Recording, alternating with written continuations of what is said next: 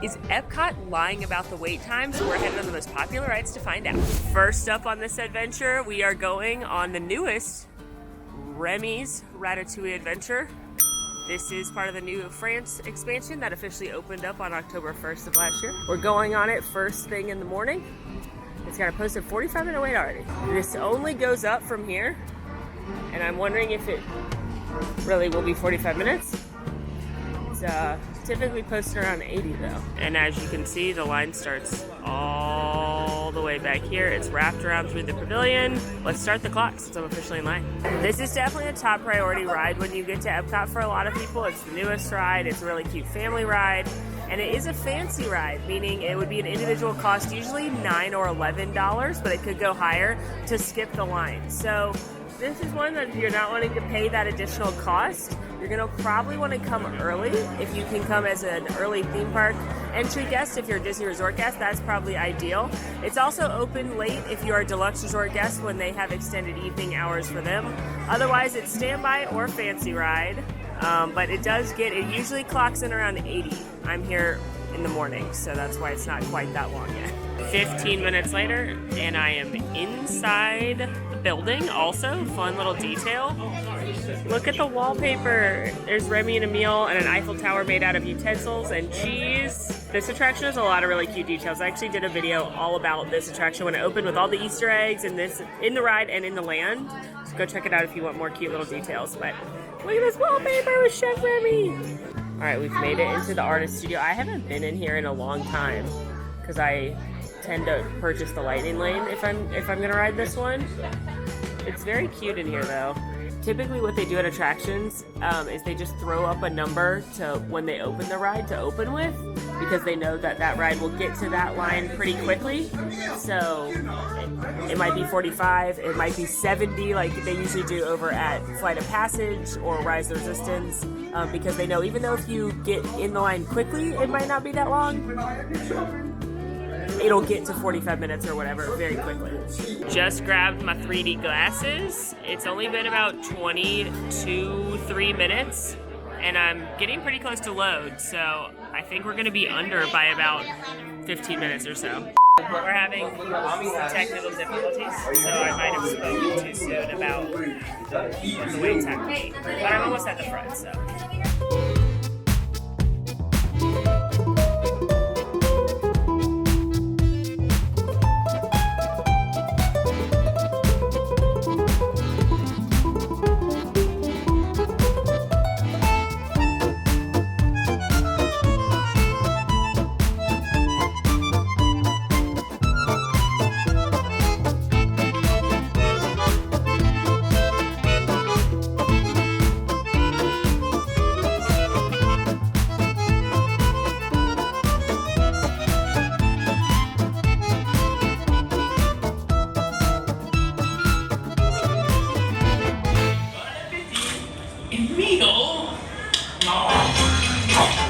Remy waited 35 minutes, so 10 minutes under the posted wait, which for these experiments I generally consider 10 minutes either way to be pretty on target.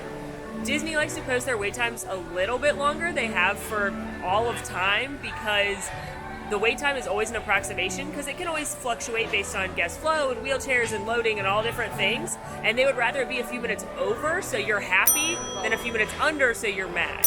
So 10 minutes under, I will take it, and it's already 85 minutes, so whew, let's move on. Headed into the land pavilion next to check on Soarin'. These videos are to see what the waits are like. Are they accurate? It's been really busy for most of the year so far. It's kind of teetered off a little bit right now, but I think with the summer around the corner, we're gonna jump back up again. And people wanna know, are those waits as bad as they say? As low as they say? Do I need Genie Plus? So that's what these ones are all about. I will say here at Epcot, there's only 3 rides that really get long lines most of the time, and that's Remy's Ratatouille Adventure, Frozen Ever After, and Test Track. Pretty much everything else you can catch at a very reasonable time. So this is one park I don't feel like you need Genie Plus unless it's a super, super busy day. What I would do in this park, and what I did in Perfect Day, at this park was I purchased Remy, and then I did standby for everything else. Approaching Soarin', and it has a 15-minute wait. It was 5, but we're up to 15. It changed mere moments ago. So let's clock it and see if that's true. That's great if it is. Soarin', you can usually get on without too long of a wait. It will get longer, but most of the time throughout the day, it'll be pretty low in the mornings, and then it'll drop in the mid-afternoon and evening as well. May spike up a little bit when people come into EPCOT in the afternoon. A lot of people park hop into EPCOT because it's open later than some of the other parks. Of course, a lot of people want to eat dinner here or get drinks or the festivals, see Harmonia. So some of the rides at EPCOT will kind of dip in the afternoon and then jump back up for a little bit in the evening. But you can usually get on Soarin' without too long of a wait. And we're seeing that right now.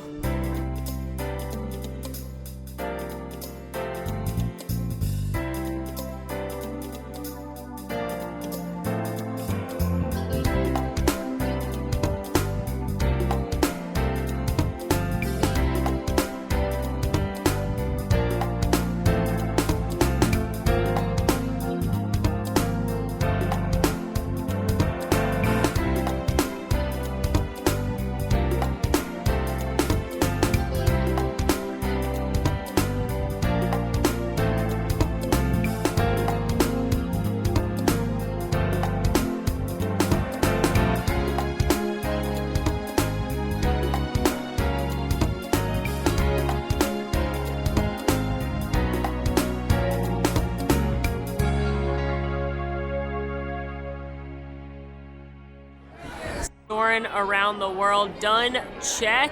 It was posted 15-minute wait. Took 20 to get to Patrick Warburton, about 22 to physically board the ride. So it was a little bit over the posted wait, but pretty, again, I give them a 10-minute grace period either way for the most part. It's already up to 35 though, so this is one if you jump in the morning, it's a little bit easier. Or again, it'll keep dropping, and still 35 is not even that bad. Next up, headed to Spaceship Earth. Besides Test Track and Soarin', this one is likely to have the next longest wait, especially in the mid-morning to early afternoon, because people will walk into the park and they're like, oh look, a ride, and they just get in line for it since it's the first thing they see.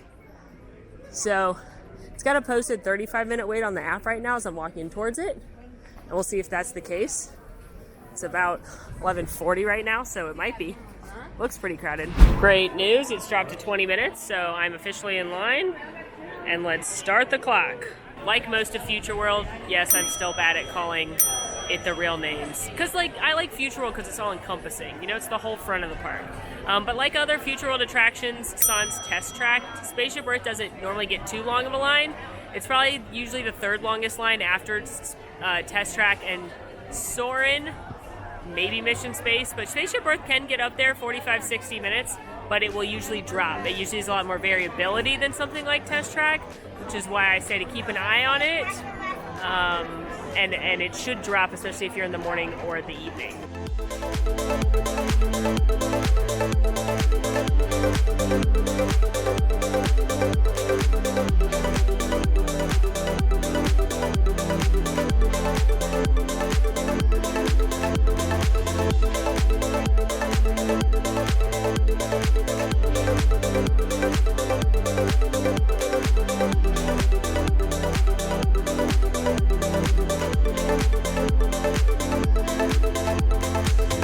Spaceship Earth done. It actually only took about 12 minutes, so 8 minutes under that posted 20, and we are continuing the theme of being within 10 minutes of the posted wait, which is awesome. Now we have to tackle 2 of the big boys. I guess this automatic door is not automatic. Take 2. This door works. It's time to knock out 2 of the big boys. We've still got 2 of the most popular and longest lines staring at us in the face. We can't put them off any longer. So we are headed to Test Track. But I'm gonna get a coffee first. Should I get one here at New Connections? It's Starbucks. No, we're going for Joffrey's. They're so close to each other, and if I have the chance, I want to shaky Jamaican. But we are walking through the new connection so you can see it in case you haven't yet. It's the brand new quick service restaurant. Got a full review on the channel we can link for you. Got my cold bean juice. Test track. It's just not my favorite, you know? Everyone can have a favorite, and maybe this is yours. It's certainly some of my nephew's favorite because they are small children who can't drive an actual car, so going fast on an outside loop-de-loop was the bomb.com for them. But, you know, my favorite ride at EPCOT is eating and drinking. But the people love the test track, so the line is always long. And it's 50 minutes right now. That's actually not terrible for test track. It's not the busiest day I've seen recently. So 50 minutes in standby. And there is single rider here. I do recommend that if you want to get on this even faster. Or, of course, there's a lightning lane. It's got Genie Plus. But let's start the clock, shall we? And now I present to you one of my favorite series within this series, things you can do to pass the time in line. The Remix, all new stuff edition. Before I recommended playing Heads Up, but let's kick it old school. How about instead you play I Spy? I spy with my little eye something purple. Is it that? No, I said purple, not violet. Duh. Previously, I recommended mobile ordering your lunch, but you're at EPCOT. You're probably eating at the festival. What to eat at the festival? You should go watch my flower and garden video to find out. I too love cheese. Add that to the list.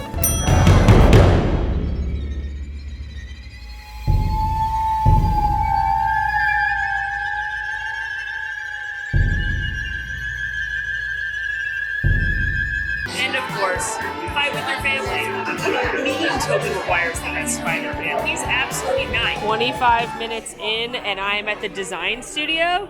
I did ask the cast member. I wasn't sure if the wait time was clocked to here or clocked to getting in the actual vehicle. Because at rides like Dinosaur, most of the time it's clocked to the pre-show.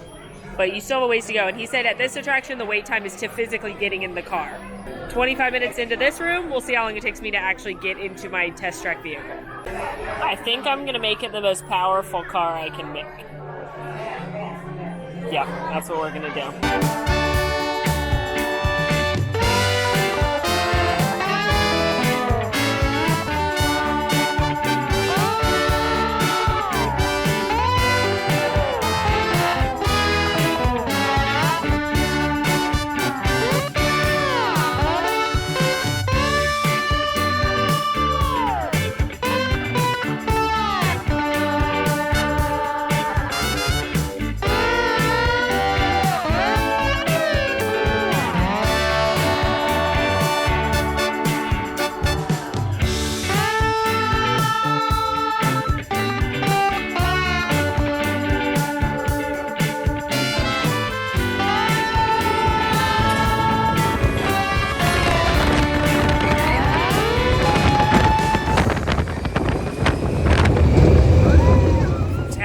Done, and I've got the hair to prove it, considering I forgot a scrunchie.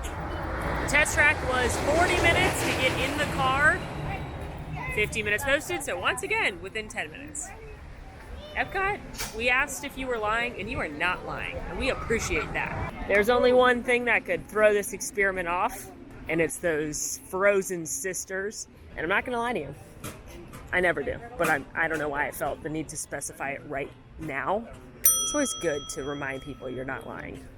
Does that make me sound more like I'm lying? I'm digging myself into a Slytherin-based hole right now.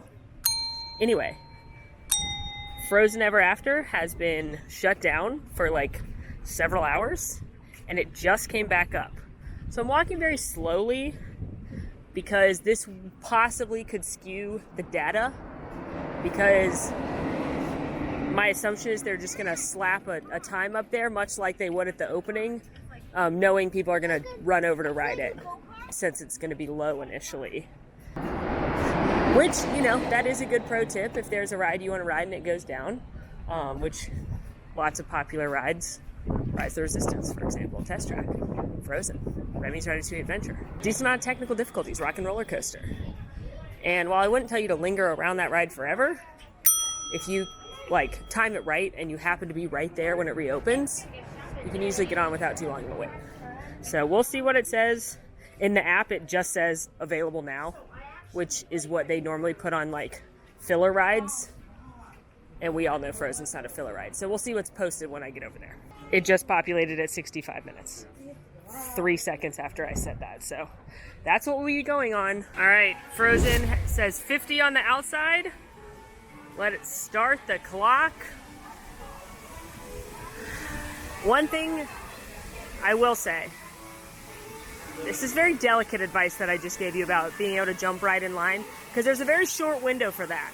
Because if you are not pretty quick, hello, little wooden Kristoff. If you are not, oh, it just went to 55. Should I count 50 or 55? We're gonna count 55 since I'm technically walking inside now.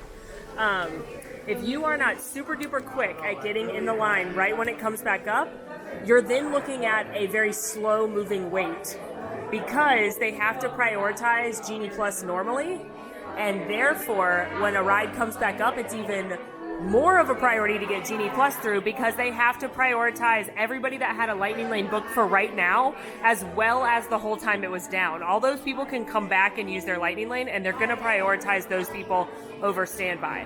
So we've seen this on Rise of the Resistance a bunch of times. Frozen Ever After is a very slow-moving attraction as far as loading and unloading goes. It's got a very low capacity, and it's very popular. So the wait tends to be long and stay long, especially because they're prioritizing Genie Plus. So that is one thing to keep in mind when rides come back up. But we will clock it and see how long it takes. Line update. I'm about halfway through that initial 50 minutes posted, and I don't think it's going to be another 25 minutes to get on the ride. So this may be the one that throws off our data, but then again, it being closed threw us off anyway. I also gotta say, I love the light fixtures in here with the Anna and Elsa silhouettes and everything. The line's moving decently fast. It's very stop and go because of how this ride loads, but not terrible today. 30 minutes have passed, and I just went past the merge point where they merge in Lightning Lane and Standby together. So I'm almost there. What a treat. What a treat today. I was prepared to wait like a long time for this ride. I didn't want to, because you know I don't like waiting in lines, but I assumed that I would have to be in a 70-minute line for Frozen. I'm mentally prepared for that today, and I'm being rewarded by the snow gods. I got pulled ahead as a party of one so I could fill this boat, and it's been about 32 minutes. I would estimate I saved 3 minutes by getting pulled ahead.